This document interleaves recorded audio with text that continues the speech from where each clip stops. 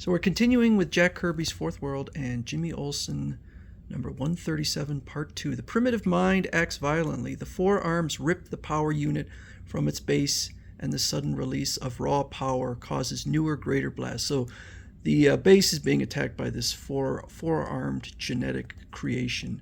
In the surrounding wild area, the tree city of habitat, which houses a dropout society, begins to collapse. Wham! Crash! Run, run! It's like a doomsday happening. I knew our luck would go bad when we lost our leader, Jimmy Olsen. The outsiders race their vehicles down great tree roads, which now shake like matchsticks. Go, go, go! We gotta save our cycles! And displaying unprecedented regard for his kind, Yango seizes leadership. Take the central ramp. It's the strongest. Keep going. Look out for falling timber. At that very moment, speeding to the scene of crisis. The boys have followed me. I've got to shake them. There's terrible danger ahead. Pour on the power, Jimmy, in the whiz wagon. We can tail a comet. But nothing can keep up with a phenomenon like Superman. Superman's going supersonic. We're losing him. Accelerate. Feed the speed, Jimmy. See you later, boys. I've switched to air power, but that may help, but I haven't seen anything yet invented that could match Superman. With an incredible burst of speed, Superman quickly loses sight of the whiz wagon. He soon arrives at the trouble site. What a mess. Something is blasting these craters in the wild area. If security detectors are accurate, this thing is attacking our atomic booster lines. That's why I've got to stop him quickly and efficiently and alone. A larger body of men may not get here in time to stop an atomic explosion. That's why I've got to work fast before the boys follow me into this extremely hazardous situation. The passage is completely blocked by debris. There's only one sure way of clearing this out. Pronto, wham, clank. With one mighty blow, Superman flattens yards of machine tonnage, barring his progress. All clear ahead, but I can't say that I like what I see. Our rival at the evil factory have produced another first. That thing is absorbing and feeding on radioactive energy. But even as Superman makes his approach, four great arms lash out and hammer at him without mercy. Being held and pummeled at the same time gives the four-armed terror's victim little time to recover from its attack. Wham, bam! He says, good Lord, what is that? I'm off balance. I can't rise. Its combined arms give it amazing power, enough to make me worry.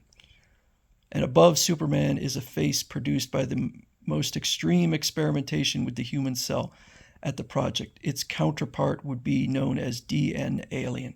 Arook! I love that face. that Jack Kirby classic. It takes a mighty effort on Superman's part to dislodge his attacker. The evil factory has bred a terrifying product. Arook! Among the living human cells they stole from the project was a special batch which had been treated in a manner to simulate atomic war conditions. He could be bred for surviving atomic war. At that moment, great day! Look at what's loose on the world. Shades of Lucifer! Even Superman may need a hand putting that thing on ice. It's time to make effective use of the gift from the Harrys. Will it work? There's no better time to try it. I never heard a gun that sounded like a harmonica. You remember what the Harrys said? It shoots sound waves. They belt him in the nervous system and disconnect his brain. Only I don't think he got one. Zing. Jimmy, that won't work. I suspect he has two brains to coordinate his complex body structure. The four-armed predator reacts with the agility of a spider. He fires a crackling web of energy at his adversaries. Too late, Superman. He's weaving some kind of light around us. Not light. Energy he converts radioactive particles into some strange form of energy. We can't break out of it. It's like we're trapped in an electric cage. The energy particles are contracting, hardening into a shell. Yeah, with us rattling around inside. Can you do something about it? This Superman, we need muscle. Superman tries, but his efforts are interrupted by an outside jostling of the shell. Hey, that thing is throwing us off balance. Maybe it's rehearsing a juggling act. Let us out, you four-armed clown. We're being bumped to death.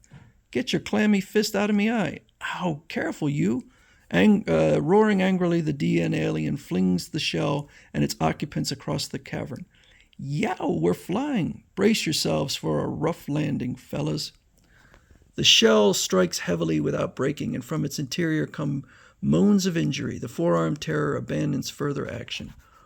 Hunger has replaced fury. There is abundant food nearby. One pair of arms seek leverage on the wall of rock, while the other arms grasp the metal leading to the food. Primitive savage strength tears free all obstacles. Crack! The path ahead is now clear, round and smooth. The smell of food is overpowering. The creature increases its pace. Arrgh!